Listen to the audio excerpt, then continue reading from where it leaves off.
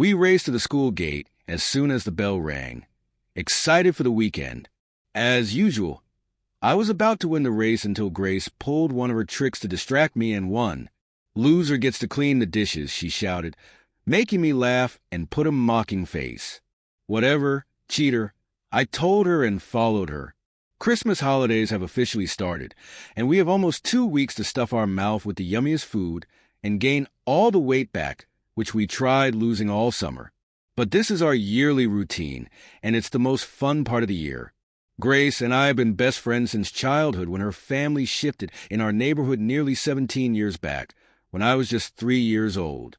My mother tells me I ran to them and tried helping them arrange their furniture when they were moving in, and everyone still laughs at this. But ever since then, we have been pretty close.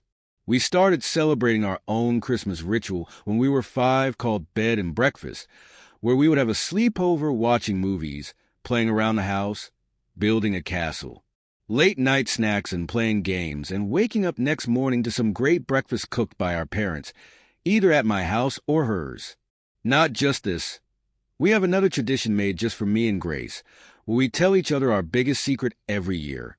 Just like I told her 2 years back that I'm gay, which she accepted openly, and to its exchange, she told me that she kissed my brother, which shook me and made me cringe bad, but I couldn't get angry as per the promise that we will not judge each other no matter what the secret is, and will stick together as it is.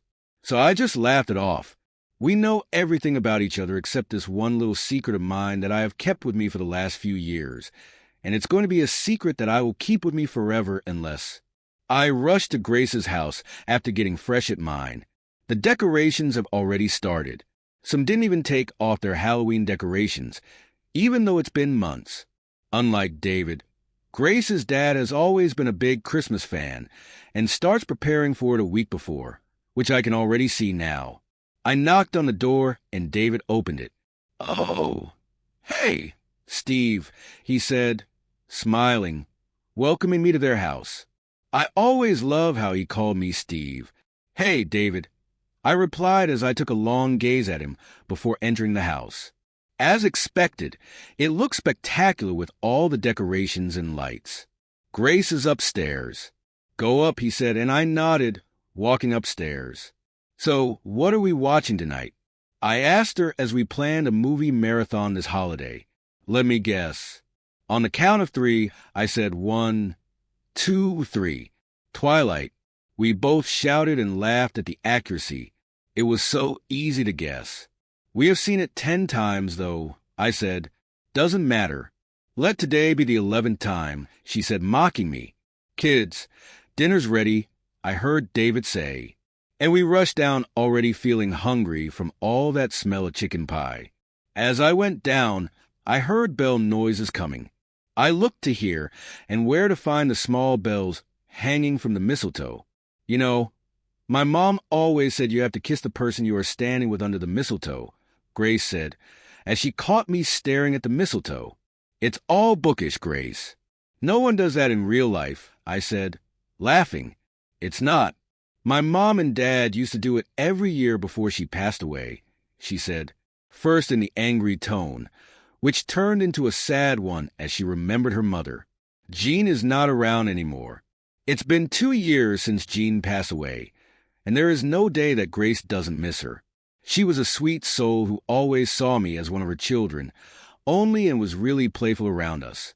But she caught an irreversible disease, which caused her to lose her life 2 years back."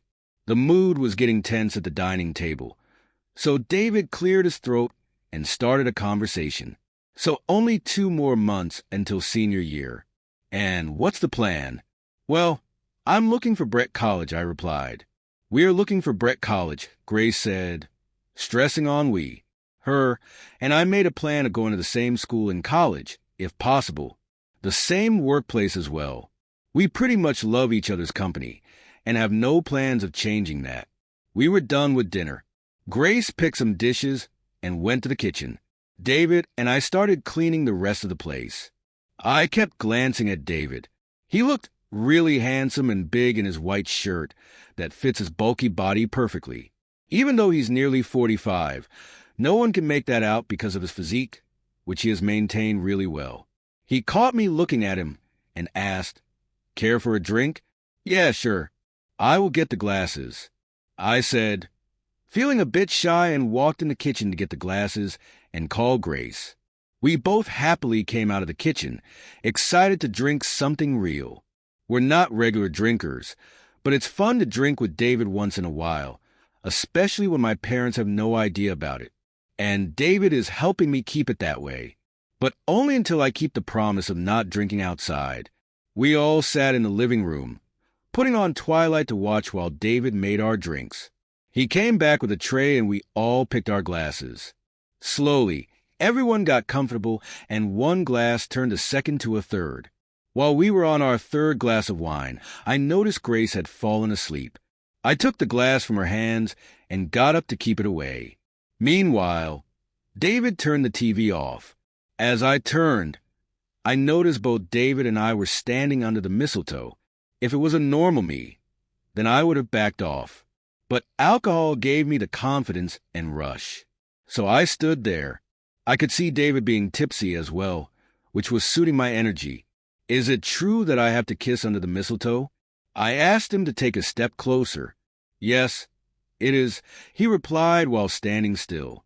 "Then I would like to be a part of this tradition," I said as I pushed myself closer to him, until my lips met his, and we shared a kiss. We both stood there for a few seconds with our lips touching each other's, but not moving. A minute later, David moved back, making me move back as well.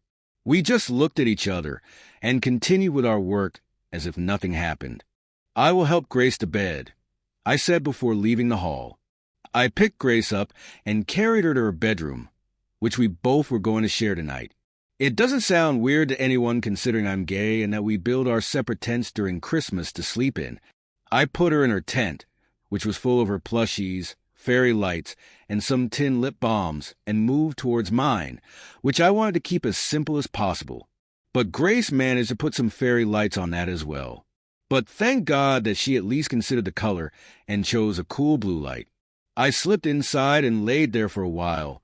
Definitely not sleepy, but in the haze of alcohol, I couldn't take my mind off the kiss. It's the first time ever I was so close to David as a man after liking him for nearly 5 years. I try to stop myself from liking him, knowing it's wrong and that he had a wife back then, but it only became stronger when I overheard David and Jean's conversation, where David told her that he is bisexual and had a boyfriend before they got married. Jean took it sportingly, knowing what a great husband David is.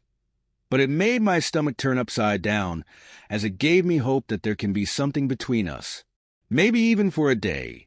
I don't know how long my thoughts kept me up, but as soon as I heard some faint noises coming from downstairs, I took a look at Grace, who was peacefully snoring, and pulled a cover over her properly. She immediately cuddled the blanket. After that, I slowly opened the door without making any noise. I wasn't that drunk by now. In fact, that was pretty normal, so I walked without trembling here and there. As I stepped down, I saw a faint figure under the dim lights in the hall. I stood on the stairs realizing it's David and kept watching him from afar. He was cleaning all the mess we had made over the night, probably for the morning breakfast plan. I looked at the clock, realizing it's 4 a.m. too early to clean, so I walked toward him. He noticed my sudden presence and flinched. "Oh, Steph, what are you doing this early?" he asked, but I questioned him back. I heard some noises, so I came down to check. "Are you cleaning so early in the morning?" I asked him. "Oh, well, same. I wasn't able to sleep either. And sorry for the noise," he said. "It's all right. I wasn't sleeping anyways." "Here, let me help you clean," I said, and started picking up the unfinished fruit bowls. "It's all right, Steph. Try getting some sleep," he said, but I ignored it and continued cleaning.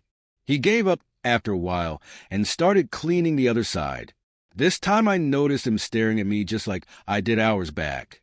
His glares give me butterflies, but I tried focusing on my work. Nearly half an hour went in cleaning, and we were good to go.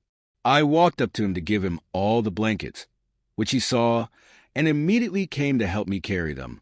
But again, This time we found ourselves under the amazing mistletoe that made my dream come true hours back. But before I could move away, David held my hands. Steph, about the kiss. It was sudden, and maybe because of the alcohol. I didn't hold. I cut him off before he could finish. Do you regret it, David? I asked him. He took a while to answer, so I repeated myself again. Do you regret it, David? Be honest, I said firmly. Ready for any sort of answer? No. To my surprise, he said no. Then I'm going to do it again, I said, dropping the blankets off our hands and pulling him in for the kiss. His hands reached for my waist, pulling me closer, and our lips intertwined together. I could feel the heat between us. Neither of us stopped kissing. We pulled each other in closer and closer. Even when we were running out of breath, I took a pause and rested my forehead on his. You have no idea how long I waited for this, I told him, and felt his lips curved into a smile. It's so sudden for me, but I'm loving every second of it, he said, making my heart race faster. I can't stop kissing you, David, I said bluntly. And I don't want us to stop, Steph, he said, pulling me into his kiss again. After continuing for a while, we decided to stop before it's too late. Go to sleep now, he said, patting my hair. You too, I told him.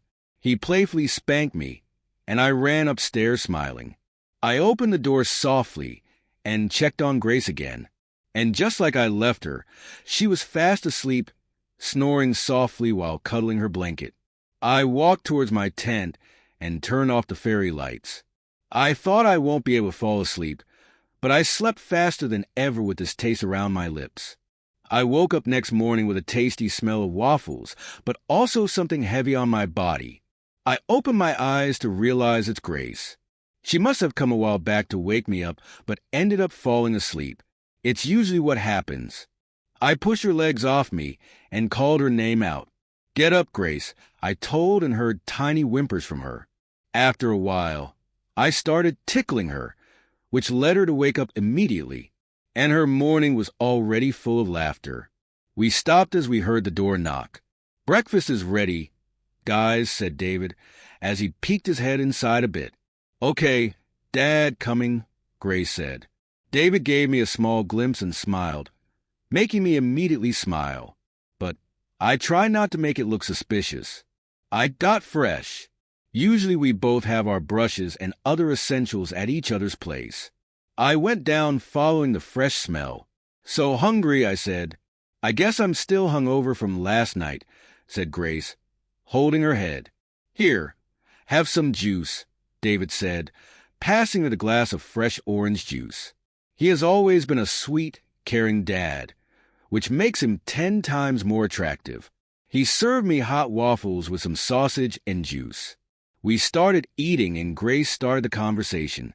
Last night was so fun, but I don't remember what happened after we all drank, she said.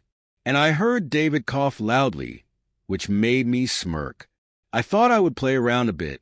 I pushed my legs toward his under the table, smoothly gliding it up and down his legs. I noticed his body getting tense. It's cute how he's double my age, yet his body reacts like this with just one touch. Nothing much. David and I just watched TV for a while after you slept, I said. You all watched Twilight without me?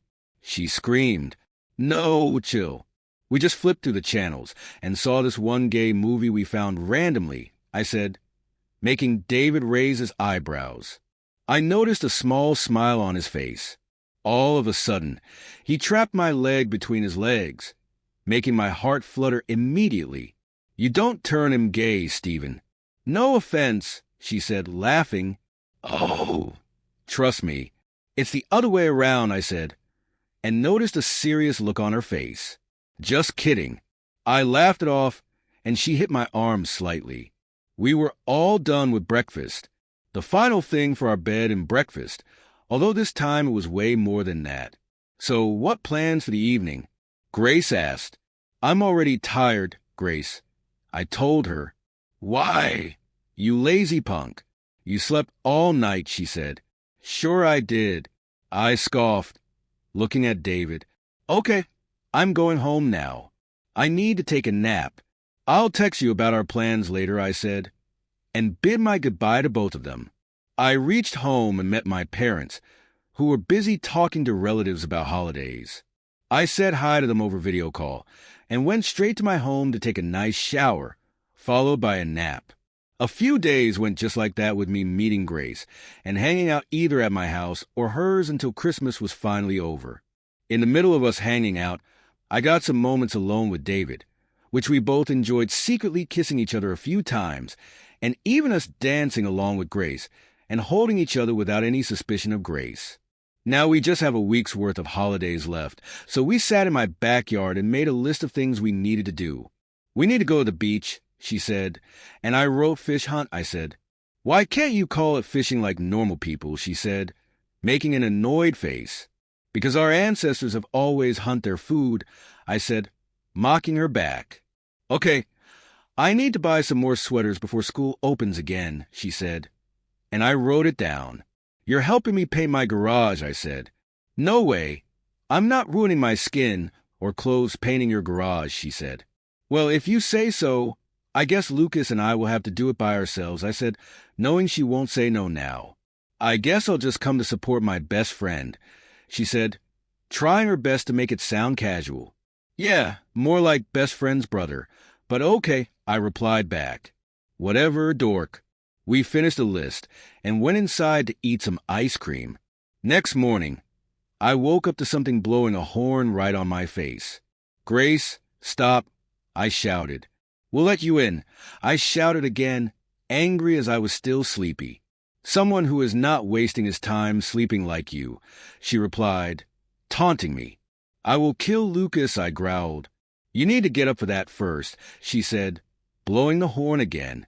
It annoyed me, but it was also funny. I woke up finally giving in when I opened my eyes properly. I noticed Grace wearing an all-floral swimsuit, which made me realize it was our beach day. Oh, sorry, I forgot. I'll get ready now, I said and rushed to my bathroom. I took my car keys, and we left for the beach. It was not that crowded, so we had a lot of fun throwing each other in water and hitting each other with the wet sand. After hours of sitting there, it was getting dark, so we decided to pack and return home. I'm so tired. I'll probably take a nap as soon as I get home. All right, sleepyhead, I said and drove us back home. She got off immediately. Take your bags, I shouted from behind. Carry them for me. Thanks, she said before running away. Ugh, this girl, I exclaimed before carrying all her stuff inside her house. As I stepped in, I noticed David sitting on a sofa watching football. Hey, Stev, he said in his raspy voice. Hey, David, I replied back. I have Grace's bags. I told him while showing the bags I was carrying. I'll keep it anywhere. She already went up, he replied, and I kept them on the couch. Would you like to watch this match with me? He asked me, patting me on the space beside him, and I couldn't say no. I sat beside him, feeling shy. I was sitting close enough to him, but was distanced by the pillow between us, which he noticed me staring at and removed it immediately, causing our legs to touch. Even though we have kissed a few times, moments like this makes my heart flutter. We started watching the game, and I heard him cheer for his favorite team, which happened to be my favorite as well. He looked like a kid cheering for his team. It was so cute in that moment. I held his face and kissed him, but to my surprise, that soft kiss turned into a heated moment. His hands reached down my waist, and he pulled me deeper into the kiss. Should we take it to my room? He asked in his raspy voice, breath shaking. I immediately nodded. He held my hand, and we walked towards his room, kissing each other desperately. I was thankful that Grace was tired and probably taking a nap right now. As we reached his room, he pushed the door and things got even more heated between us. He sat on the edge of the bed with me on his lap. We continued kissing. His hands reached the hem of my shirt, which he was about to remove until we heard a loud bang from the door opening and revealing Grace standing there in full shock. What the hell is going on? She screamed loudly. I got off David and fixed my clothes. Grace, I can explain, David said, understanding the severity. How could you? She looked at me and asked, Grace, please try to understand. I said, trying to make her understand. He's my dad, Stephen. How could you do this to me? Were you that desperate to make out with a guy that you took my dad? She replied, and her harsh words started to hurt me. Before I could say something, David stepped in. Grace, it's enough. He didn't do anything, he said, making me look at him with nearly tears in my eyes, getting the feeling of support. He didn't do anything. That means it was all you, Dad. She asked even more disappointingly. Dad, it's been only 2 years since Mom passed away. How could you do this to her? Do she, and I mean anything to you anymore? She continued screaming. Grace, you're taking it the wrong way. Before I met your mother, I was all ready. Stop making excuses, Dad. I feel so ashamed right now. Were you keeping me in this house only for the insurance money Mom kept for me? She said it out of nowhere, and it was the harshest thing she has ever said, considering how sweet David is to her and was to her mother, Jean. Dad, honestly, I'm so disappointed in both of you. I can't even imagine. David. I cut Grace off as I noticed David falling on his knees while clenching on his chest tightly. Before he could say anything, his breath became heavy. Call 911, Grace. What's happening? She asked. Call 911. We don't have time. I screamed at her, and she ran downstairs to get the mobile. I kept holding him and rubbing his chest to ease the pain, but nothing seemed to work. I tried talking to him until an ambulance arrived to keep him awake. 20 minutes later, the ambulance arrived and we shifted him in. Grace and I sat next to him and kept holding his hand. I noticed it was getting awkward for Grace to see me like this, and I understood that the relationship of her father and daughter is stronger here. So I pushed myself back and let her take charge. We reached the hospital soon, and the doctor shifted him to the ICU. Grace and I stayed outside waiting for some news to come. Meanwhile, I excused myself for a while. I needed a moment to understand all that happened and how to face Grace now since I can't leave her like this. And yes, I do owe her some explanation. So I decided to take a drink from the vending machine and went back to her. Here, have this, I told her while giving her a can of juice. She took it without causing any scene. I sat next to her patiently waiting for her to say something. After 10 minutes of silence, she spoke. Why him, Stephen? She asked. Grace, I'm sorry you had to find out this way, but it's just how we got in a while. I replied. A while since, when is it going on? She asked, getting serious since bed and breakfast night. He got drunk, and then under the mistletoe. I told her the entire story. Oh, my God, what have you guys done? My dad is straight. How can even, she said, putting her face in her palms. Grace, the truth is your dad is bi, and I've known this for a while. I overheard him telling your mom some years later, which kept me going on to like him, or else I would have stopped. I promise. But knowing he is bi gave me a little hope, which led to this. I explained everything to her. What? Why did I not know about this? She questioned me back. Maybe it wasn't required for them to let you know about it, but your mom took it really well. I told her, it's too much for me to take it while he's in the ICU, all because of me. I need some time, she said, and started sobbing. I didn't say anything further, but hugged her. It's been 2 days since he woke up. Doctor said it was a minor heart attack, but could have been serious. He also said it was important that he doesn't take any stress and takes good care of his physical and mental health. We'll make sure of it, doctor. Thank you so much. I told him in these 2 days. Grace was alone a lot of the time while I stayed around her to keep an eye on her and David at the same time. We heard a nurse saying that David is up now. We can meet him. Before I could say anything, I saw Grace running inside and hugging David. He hugged her back, and it was a lovely moment to witness. So I decided not to interrupt. I stayed by the door and heard Grace say, I'm sorry, Dad. You're like this because of me, she said, sobbing. No, dear, it has nothing to do with you. Maybe you were right. He continued. No, Dad, I was wrong. I should have understood that it's time for us, especially me, to move on from Mom and allow you to do the same in any way you like. After all, you are an individual. You deserve to be happy. Better be with anyone, even Stephen, she said, making both of our eyes go wide. And what do you mean? David asked. In these 2 days, I understood that it's more important, Dad. It's how we all feel rather than what others think is right or wrong. So, go ahead with your relationship with Stephen. I'm sure Mom would be happy to, she replied, making both of us cry. I ran to them and hugged both of them. By now, all 3 of us were in tears, but also glad to have each other around. Conclusion. It's been a year since Stephen and David came together. David's health became way better after all the love and care he was getting from everyone. Grace filled in for college and decided to move to another country while Stephen couldn't get into college. But both Grace and Stephen took it sporty. He applied for another college in the town, which also helped him stay near David and enjoy his new relationship, which was full of roller coasters. Both David and Stephen would go visit Grace every weekend. Grace would come back during holidays. Their bed and breakfast tradition continued, and just like any other year, they made their holiday a list and built their tents decorated with fairy lights for both of them without caring about him being a boy. They happily celebrated the holidays and festivals together, and Grace watched the couple kiss under the mistletoe. Thanks for watching.